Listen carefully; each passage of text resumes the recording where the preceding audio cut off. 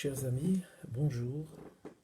Un soir particulier que celui d'aujourd'hui, puisque nous sommes Yom HaShoah, et que nous nous souvenons, et pas seulement nous nous souvenons, mais nous revivons toutes les difficultés autant qu'on puisse le faire, et nous nous imaginons tous les drames atroces qu'ont pu vivre nos frères pendant la Seconde Guerre mondiale, pendant cette Shoah. Bien, que Dieu fasse que la Géoula venant, nous puissions les retrouver, nous puissions surtout comprendre le comment et le pourquoi, parce que pour l'instant, il n'y a ni comment ni pourquoi. C'est quelque chose qui est caché parfaitement à notre compréhension et donc nous attendons humblement que le pourquoi et le comment nous soient donnés.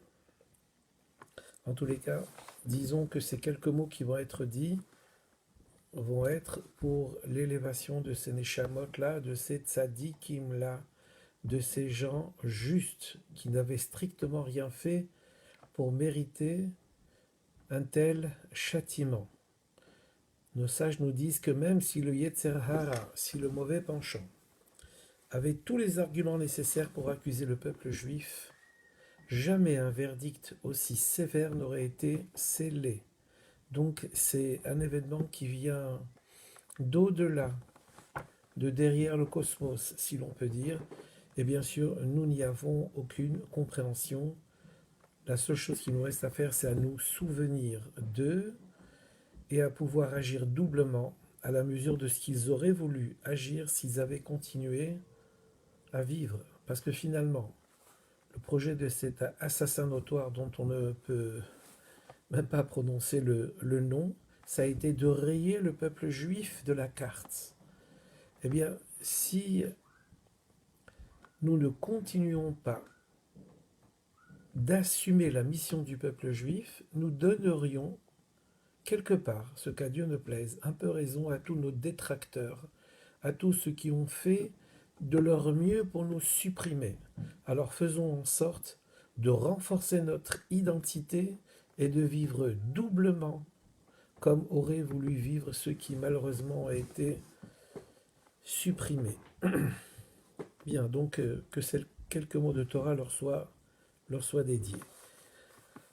La paracha de Tazria avec laquelle nous sommes aujourd'hui, et nous verrons demain avec l'aide de Dieu, nous tâcherons de traiter la paracha de Metzora, puisque deux parachiotes seront lus ce Shabbat. La paracha de Tazria parle d'ensemencement. Isha qui Tazria, elle parle de naissance, elle parle de vie, elle parle aussi de lèpre, bien sûr. Dans un sens plus large, quand on dit Tazria, d'ensemencement, on parle également du fait que notre Neshama, notre âme est descendue dans ce monde-là pour ensemencer le corps, pour faire en sorte que le corps puisse pratiquer la Torah et les mitzvot. Et bien sûr que quand cette Neshama descend dans ce monde-là, ça n'est pas pour remonter les mains vides. Quand on plante une graine, ça n'est pas pour avoir une graine dans la récolte, c'est pour avoir une récolte foisonnante. Quand la Neshama descend, elle va impacter un corps, elle va ensemencer un corps par le fait qu'elle va l'aider à faire la Torah et les mitzvot, alors elle pourra s'attendre à une récolte très importante, récolte sans temps, en termes de Torah et de mitzvot. D'ailleurs, nos sages nous disent que lorsque la neshama impacte le corps et qu'elle fait entendre raison au corps, au point que le corps fasse, pratique la Torah et les mitzvot, cette neshama, elle remonte beaucoup plus haut qu'elle n'était. Alors, dans son niveau dans le Gan Eden, dans les monts supérieurs, elle va accéder à un niveau supérieur que celui où elle était avant de descendre. La neshama va donc gagner par le fait de Tazria, d'ensemencer le corps, et le corps également, bien sûr, va être gagnant, puisque quand un corps fait des mitzvot, il s'affine. Et puisque nous entrons en contact avec le monde, nous-mêmes étant des outils affinés, on pourra travailler le monde et l'affiner davantage jusqu'à ce qu'il puisse être capable, et c'est ça l'enjeu majeur de notre venue sur Terre, raffiner le monde jusqu'à ce qu'il soit capable d'intégrer et de supporter la révélation divine telle que nous l'avons expérimenté, cette révélation divine, au Har Sinaï. Mais hors Sinaï, quand la Torah nous a été donnée, les 10 commandements nous ont été donnés, nous avions entendu les 2 premiers de la bouche de Hachem, si l'on peut dire, et nous n'avions pas tenu. Le monde n'était pas prêt pour cette révélation. Que faut-il pour que le monde soit prêt pour cette révélation de la majesté divine? Il faut que nous raffinions ce monde. Quel est l'outil suffisant et nécessaire pour raffiner ce monde? C'est la pratique de la Torah et des mitzvot qui raffine notre corps, qui raffine le monde. Eh bien, c'est la Neshama qui est responsable de tout ce système-là, puisqu'elle va impacter le corps et l'aider à faire la Torah et les mitzvot.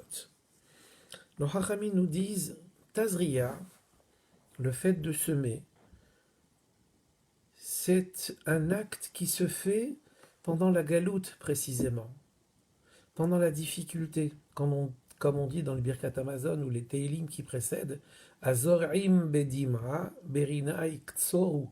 Ceux qui sèment dans les larmes récolteront dans la joie. Autrement dit, cette période de galoute, cette période de difficulté, cette période d'exil, et Dieu seul sait combien d'exils nous avons passé, mais tout cela, ça n'était que pour faire en sorte que nous puissions élever ce monde-là dans la difficulté, par la difficulté, qu'elle nous grandisse, qu'elle nous renforce. Regardons un peu l'actualité, ne serait-ce que celle d'aujourd'hui. On voit bien que tous les gens qui ont fondé cet État d'Israël, ce sont des gens qui venaient en grande partie, ce sont des rescapés de la Shoah. Ça veut dire ce sont des gens qui, ayant traversé des épreuves inqualifiables, ont trouvé le sursaut nécessaire pour fonder un pays des plus merveilleux, si l'on peut dire. Et donc on voit bien que la difficulté, la galoute, c'est un temps en vérité de construction interne, de construction profonde. Eh bien, pendant la galoute, nous faisons des mitzvot, parce que quand la Géoula, la délivrance sera là, on ne pourra plus amasser des trésors de mitzvot comme on le fait actuellement.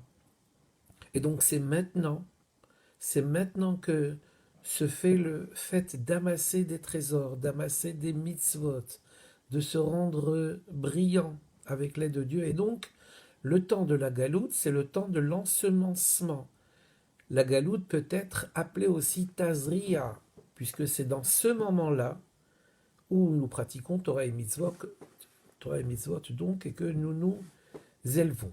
Alors, quand on sème des graines, alors bien sûr on entend également assister à la récolte de tout ce qui aura été semé. Une graine est semée, des épis vont pousser. On entend assister et faire en sorte de récolter le plus possible. Quand est-ce que viendra ce temps de la récolte? C'est dans la paracha Metzora. Tazria, c'est la galoute, c'est l'ensemencement, c'est le temps de la pratique et de la construction. Metzora, c'est le temps de la récompense, le temps de la récolte. Et bien sûr, comme on vient de le dire, Azorim bedima berina iktso. On dit également dans la El Baruch, Zoré Tzedakot, Matzmi Yahye Shuot. Quelqu'un qui plante des actes de droiture sera en mesure de récolter des Yeshuot, des délivrances. Donc c'est comme ça que les choses fonctionnent. Elles fonctionnent sous 2 concepts. L'un, c'est Azria, semer, ensemencer, faire des mitzvot, faire briller le monde. Et viendra après le temps de la récolte, le temps de Metzora. Alors, puisque cette année, et la paracha de Tazria et celle de Metzora sont lues ensemble, ça veut dire que le temps de l'ensemencement viendra d'une façon plus rapprochée qu'on ne pouvait l'espérer. Tout de suite après Tazria, il y a Metzora. Tout de suite après la galoute, il y aura la Géoula. Tout de suite après le travail, il y aura, avec l'aide de Dieu, la récompense de notre travail. Ce sont là les 2 thèmes des 2 parachiotes qui se succèdent, Tazria et Metzora. Alors que Dieu fasse que très rapidement, puisque nous sommes comme des nains sur les épaules de géants, souhaitons que le travail fait par nos pères, nos grands-pères, nos aïeux qui étaient des géants par rapport à nous, c'est ce que nous expliquent nos sages, souhaitons que nous, montés sur leurs épaules et terminant le travail, le mince travail qui reste à faire, eh bien que nous puissions être de ceux qui assisteront à la période de Metzora, à la période des récoltes, au fait que puisque ils ont travaillé et nous avons fini le travail, alors avec l'aide de Dieu, on assistera à cette récompense suprême que sera la venue de Mashiach Tzidkenu. Alors si vous permettez, on va également rebondir sur une Mishnah, puisqu'on a parlé de l'importance des mitzvot dans ce monde-là. Et c'est la pratique de Torah et mitzvot qui nous fera accéder à la période de la Géoula. Il y a une Mishnah qui nous dit qu'on ne connaît pas le salaire des mitzvot. Et que donc, il faille nous attacher à la plus grande mitzvah, qui nous semblerait comme la plus grande, comme à la plus petite mitzvah. Parce que nous ne connaissons pas le salaire des mitzvot, des accomplissements de Torah et mitzvot, nous n'en connaissons pas le salaire. Pourtant, nos hachamim nous font remarquer que si le salaire, nous ne le connaissons pas, nous connaissons les punitions qui sont inhérentes au fait de transgresser certaines mitzvot. Et puis, du fait de la gravité de ces punitions-là, nous pourrions déduire le salaire de telle et telle mitzvah. Alors voyons, par exemple, quand quelqu'un, à Dieu ne plaise, transgresse le Shabbat, la punition qui était appliquée à l'époque du Beth Amikdash, c'était skila, la lapidation. Alors bien sûr, ce sont des termes qui ne sont plus du tout employés maintenant, qui ne seront plus du tout employés, mais au temps du Beth Amikdash, les sanctions tombaient d'une façon très dure. Celui qui ne fait pas la brite, la sanction serait le karet, retranchement du peuple juif, ce qui est une sanction moins grave que celle de transgresser Shabbat. Et ça, peut-être, c'est quelque chose qu'il faut dire à tous nos frères, que la transgression du Shabbat nous coûte plus cher que la transgression de la Brit Mila. Pour Shabbat, c'est skila, et pour la Brit Mila, le fait de la négliger, de ne pas la faire, la sanction en serait karet, un retranchement du peuple juif. Et il y a aussi une mitzvah, par exemple, comme celle du Maraké. Quelqu'un qui acquiert une nouvelle maison doit construire un parapet. S'il ne le fait pas, qu'est-ce qu'il encourrait comme punition? Rien. Donc on voit ici qu'il y a comme une nomenclature dans la transgression des mitzvot. Shabbat, c'est sacro-saint. La Brit Mila, ça l'est un peu moins, entre guillemets, dans l'échelle de la transgression. Et le maraké, ce parapet qu'on doit faire pour ne pas que tombe celui qui devait tomber, eh bien, la punition en est moindre. Donc voilà, nous savons, par le fait de la gravité de la transgression, nous savons qu'est-ce qui peut être appelé une grande mitzvah et une petite mitzvah. Pourquoi la Mishnah nous dit on ne connaît pas le salaire des mitzvot? Voilà qu'on peut l'appréhender, ce salaire. À en juger de la transgression et de ce qui nous coûterait de cette transgression, on saurait de facto quelle est la mitzvah qui est grande et quelle est la mitzvah qui est moins grande. Donc pourquoi la Mishnah nous dit qu'on ne connaît pas? En vérité, on ne connaît pas le salaire pour ne pas que nous soyons enclins à dire tiens, je vais faire la mitzvah qui me rapporte le plus et je verrai les autres un peu plus tard. Et donc c'est la raison pour laquelle nos sages n'ont pas voulu explicitement donner le salaire des mitzvot, bien qu'on puisse le déduire. Alors comment se sortir de cette Mishnah-là, qui nous dit que d'un côté on ne connaît pas le salaire, mais de l'autre côté on peut déduire le salaire par rapport à ce qui nous attendrait si, à Dieu ne plaise, on transgressait telle ou telle mitzvah? Eh bien, c'est que nos hachamim nous disent qu'en matière de récompense, il y a deux vitesses, si l'on peut dire. Il y a la récompense inhérente à chaque mitzvah, et il y a une récompense qui dépasse de loin l'accomplissement de telle ou de telle mitzvah. Quelle que soit la mitzvah exécutée, elle nous mène dans un niveau tout à fait important. Alors nos sages nous disent qu'il y a donc un salaire, c'est vrai, mais un salaire que l'on peut déduire par rapport à la transgression des mitzvot. On peut déduire l'importance des mitzvot. Mais d'autre part, il y a un salaire qu'on ne peut pas déduire, même pas par rapport aux transgressions. C'est un salaire qui nous est donné tout simplement parce que la mitzvah nous attache à Dieu. Parce que la mitzvah, c'est Retzono Shel Akadosh Baruch Hu, c'est la volonté de Hachem. Donc le fait de faire une mitzvah, la récompense suprême est de s'être attaché à la volonté de Dieu, ce faisant, réalisant cette mitzvah-là. D'autant plus que l'on sait que mitzvah goreret mitzvah, une mitzvah entraîne une mitzvah, avera goreret avera, une transgression entraînerait ce qu'à Dieu ne plaise, une autre transgression. Et donc ici, il y a le fait d'avoir à peut-être connaître un certain salaire. Si on l'évaluait ce salaire par rapport à la transgression, mais il y a une dimension de salaire qui va tout à fait plus haut que ce que telle et telle mitzvah pourrait nous donner, parce que simplement nous nous serions liés avec Dieu, avec sa volonté, et c'est ça le mot de mitzvah. Mitzvah, il y a dedans tsav vechibur, ça veut dire un attachement avec Hachem. Alors il est vrai également que chaque mitzvah apporte sa lumière dans le monde.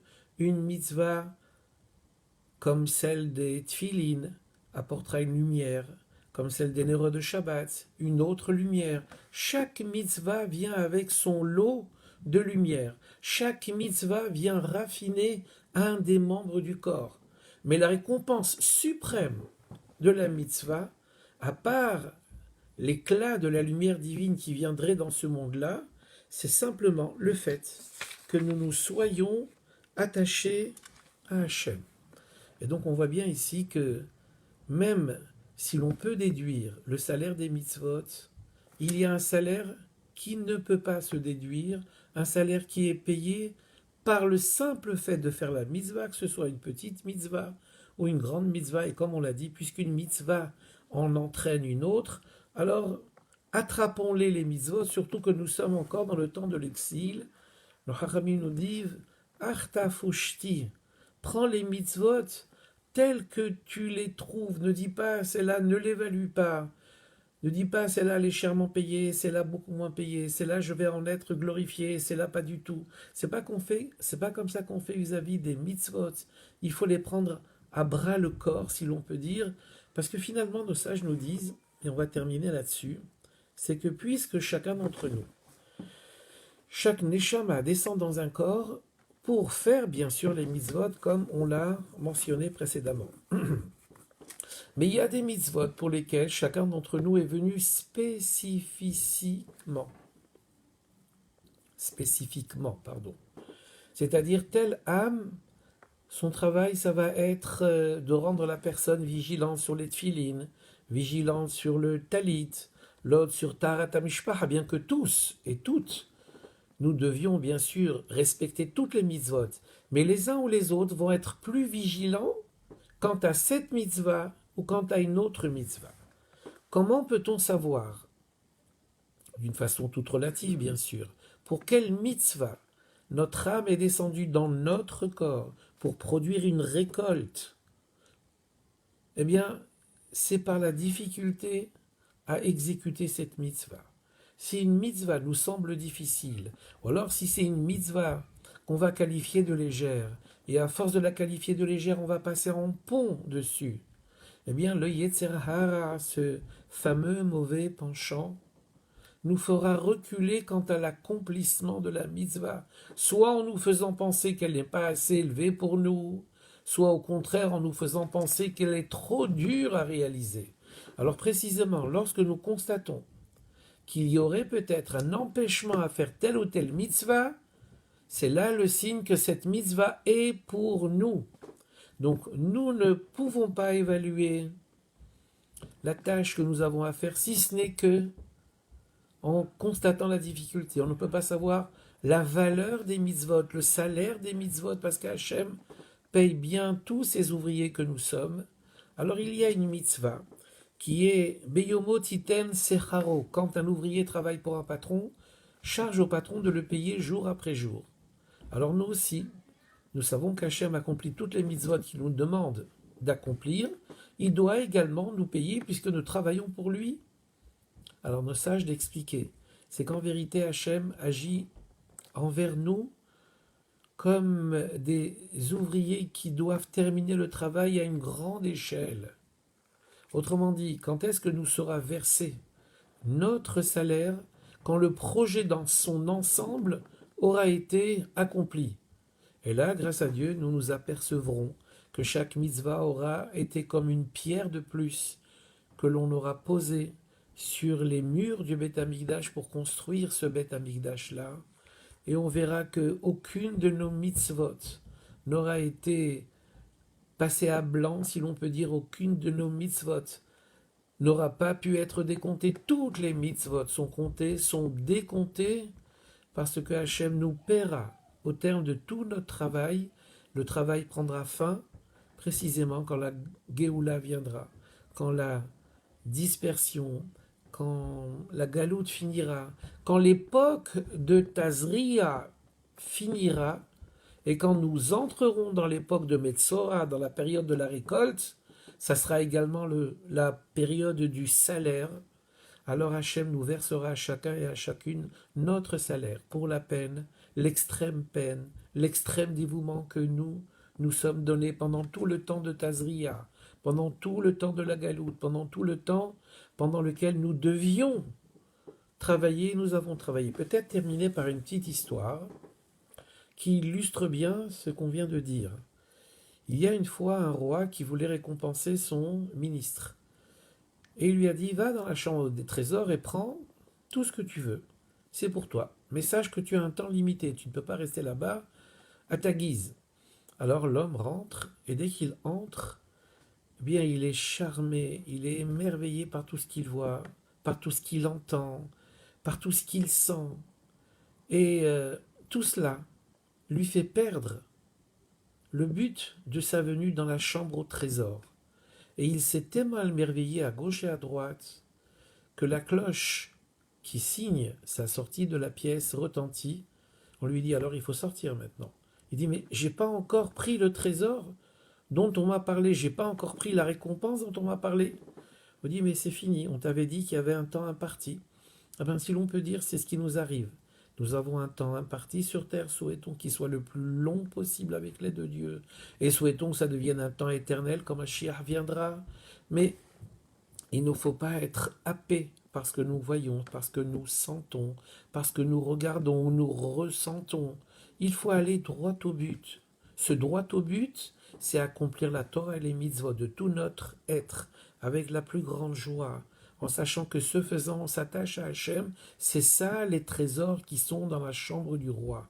C'est de ces trésors-là dont nous devons nous emparer et pas nous laisser happer par toutes les paillettes, si l'on peut dire, parce que tout ce qui brille n'est pas or, par toutes les paillettes qui viendraient se coller à nous dans notre vie.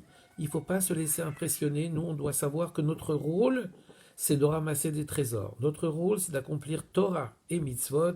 Nous sommes encore dans le temps de Tazria. Très bientôt viendra le temps de Metzora, d'autant plus bientôt que nous lisons cette semaine encore une fois Tazria et Metzora ensemble. Donc après l'effort, le réconfort avec l'aide de Dieu. Très bonne soirée à tous.